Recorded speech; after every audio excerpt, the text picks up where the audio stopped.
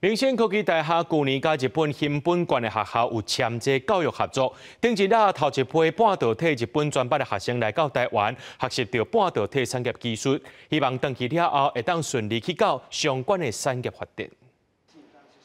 学生专心听老师教大家安怎用半导体基台甲制作晶片的过程，这些拢是来自日本新本县的学生。上春台积电伫日本当地设厂，未来有大量的科技人才需求。明星科技大学半导体学院最近迎来头一批日本学生，要来台湾学习半导体专业知识。因讲会选择来台湾学习，主要就是因为台湾有上好的半導體經驗。熊本に TSMC の子会社が来て、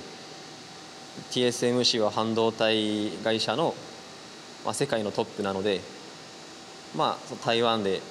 半導体の勉強ができるならとてもいい機会だと思ったので、台湾で中国語も学び、半導体の仕事も学びたいと思ったので、台湾で勉強しに来ました。私は半導体の技術を学びたいと思っています。そしてこの4年間で半導体技術のライセンスを取得したいと考えています。台湾は半導体で世界的に有名なので、台湾に来て中国語や半導体について勉強したいと思ったからです。昨天早上。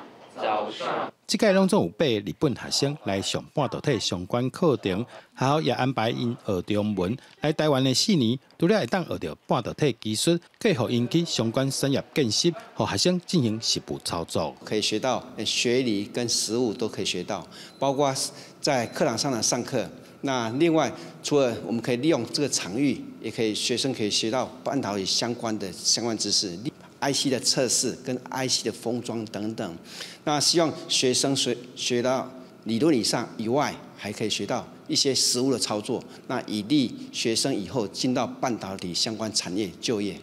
除了甲日本合作以外，学校最近也参越南签署半导体人才培育计划，互台湾唔那是半导体龙头，未来也是国际上培育科技人才的重要基地。记者杜君和新竹报道。